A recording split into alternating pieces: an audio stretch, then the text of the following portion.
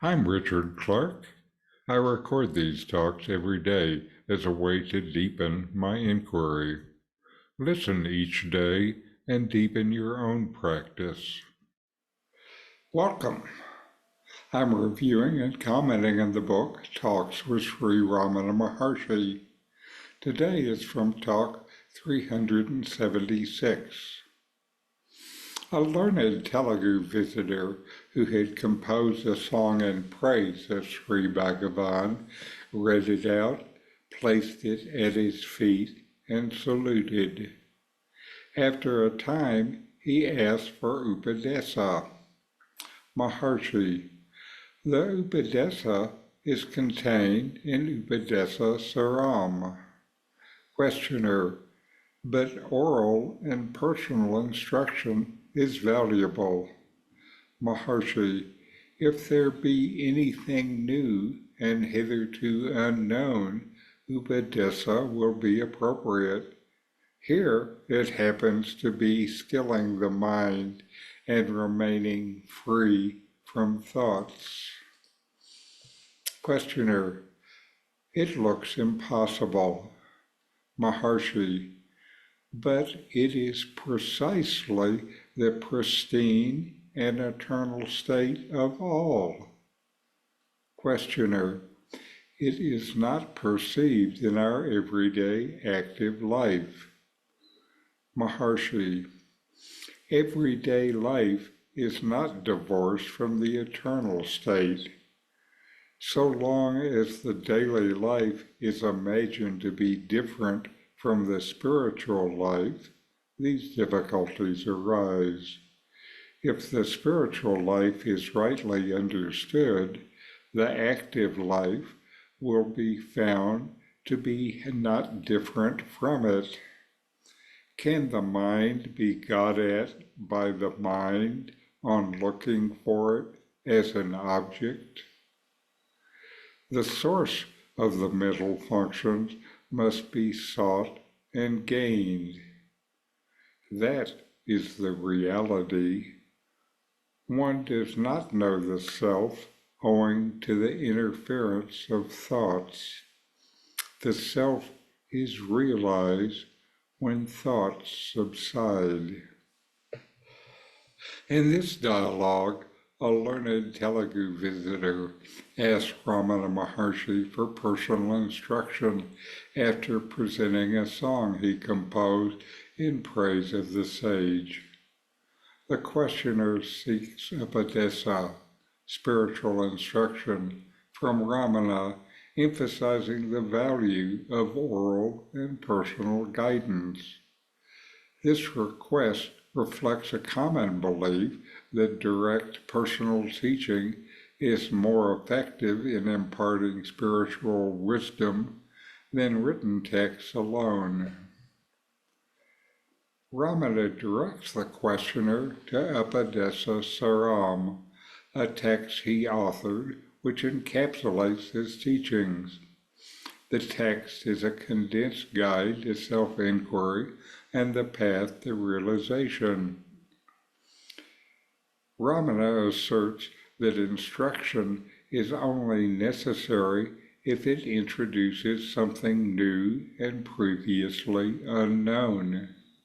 Since his teachings in Upadesa Saram already address the fundamental practice of quieting the mind and remaining free from thoughts, additional verbal instruction is redundant. Ramana emphasizes that the essence of his teaching is to still the mind and remain free from thoughts. This practice is not new. It is the timeless and primordial state of being. The questioner expresses doubt, finding it seemingly impossible to achieve a thought-free state amidst everyday life.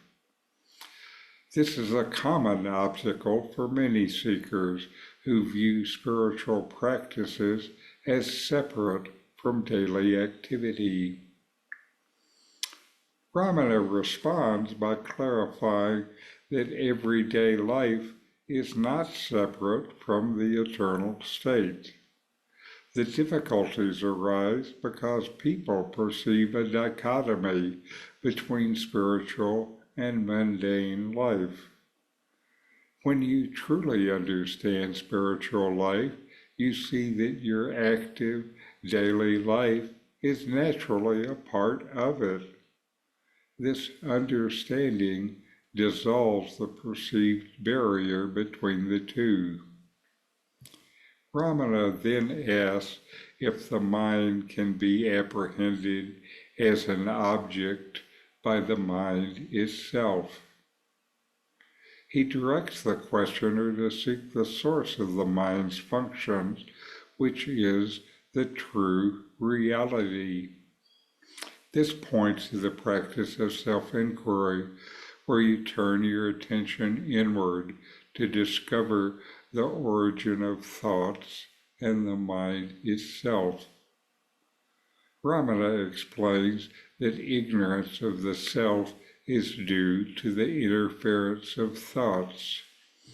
When thoughts subside, the self is realized. The self is ever present and self-evident once the obscuring veil of mental activity is lifted. This dialogue expresses Ramana Maharshi's teachings on self-inquiry and the non-dual nature of reality. He consistently emphasizes that the mind must turn inward to realize the self, and that this realization is hindered by incessant thoughts. By stilling the mind and recognizing the unity of everyday life with the spiritual, you can achieve the timeless state of pure being. This is always available, just usually not noticed. Ramana's guidance here is a profound reminder that the journey to self-realization is about uncovering what is already there, the ever-present self, by transcending the distractions of the mind.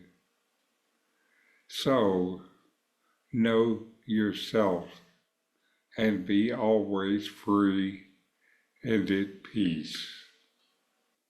The book, Who Am I with Comments, is my take on these early teachings of Ramana Maharshi.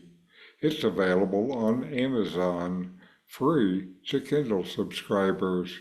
A link is in the video notes. These videos bring Ramana's teachings into your direct experience. Click subscribe to see more.